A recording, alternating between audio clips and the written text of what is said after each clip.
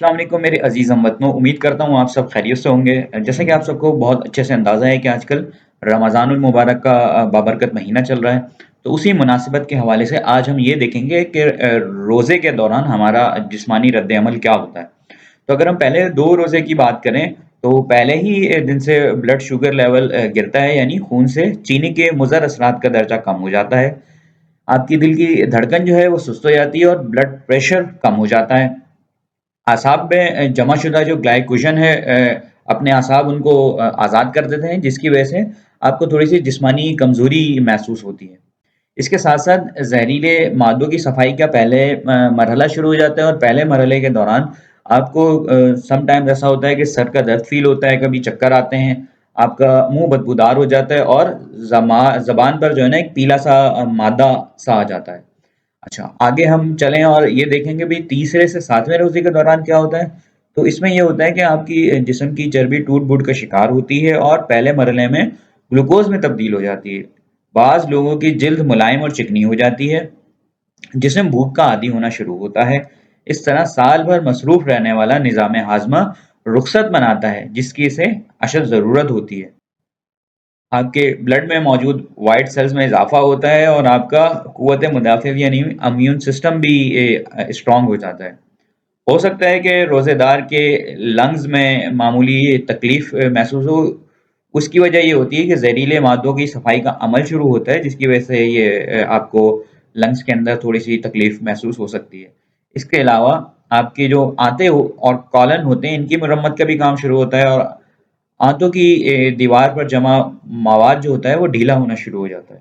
اس سے آگے ہم چلیں تو 8ویں سے 15ویں روزے کے درمیان کیا ہوتا ہے وہ جانتے ہیں۔ تو آپ پہلے سے توانا محسوس کرنا شروع کر دیتے ہیں، دماغی طور پر چست اور ہلکا محسوس کرتے ہیں۔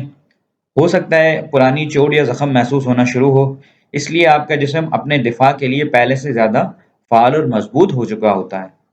جسم اپنے مردہ یا یہ یوں کہہ لیں کہ جو آپ کے بیمار شدہ سیل ہوتے ہیں ان کو کھانا شروع کر دیتا ہے۔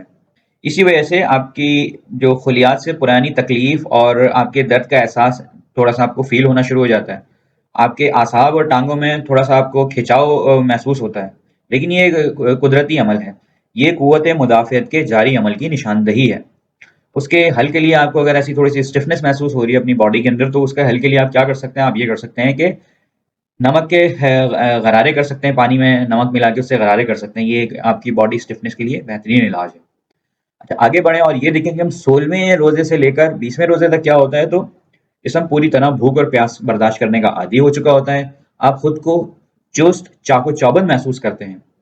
ان دنوں آپ کی زبان بالکل صاف اور سرخی مائل ہو جاتی ہے، سانس میں بھی تازگی آ جاتی ہے، جسم کے سارے زہریلے مادوں کا خاتمہ ہو چکا ہوتا ہے، نظام ہاضمہ کی مرمت ہو چکی ہوتی ہے، جسم سے فالتو چربی اور فاسد مادوں کا خراج ہو چکا ہوتا ہے۔ آپ کا بدن اپنی پوری قوت کے ساتھ اپنے فرائض ادا کرنا شروع کر دیتا ہے۔ دیکھیں جی، یہ اللہ کا کتنا زبردست نظام ہے۔ آگے بڑھتے ہیں اور یہ دیکھتے ہیں کہ جی 20ویں روزے سے 30ویں روزے تک کیا ہوتا ہے۔ تو 20ویں روزے کے بعد آپ کا جو دماغ اور یادداشت ہے وہ تیز ہو جاتی ہے، توجہ اور سوچ کو مرکوز کرنے کی صلاحیت بڑھ جاتی ہے۔ بلا شبہ بدن اور روح تیسرے اشرے کی برکات کو بھرپور انداز سے ادا کرنے کے قابل ہو جاتا ہے۔ یہ تو ہیں وہ دنیاوی فوائد جو بے شک اللہ نے ہماری ہی بھلائی کے لیے ہم پر فرض کیے ہیں، مگر دیکھیے رحمت الہی کا انداز کریمانہ، کہ اس کے احکام ماننے سے دنیا کے ساتھ ساتھ ہماری آخرت بھی سنوارنے کا بہترین جو ہے نا وہ اللہ تعالیٰ نے بندوبست کر دیا ہے۔ سبحان اللہ۔ امید ہے آپ کو یہ ویڈیو اچھی لگی ہوگی اور آپ کی معلومات میں بھی اضافہ ہوا ہوگا۔ اس جیسی مزید ویڈیوز دیکھنے کے لیے آپ ہمارے چینل کو سبسکرائب کریں اور بیل آئکن بھی پریس کریں تاکہ آپ تک ہر آنے والی ویڈیو آپ تک پہنچ سکے۔ تھینک یو سو مچ۔ اللہ حافظ۔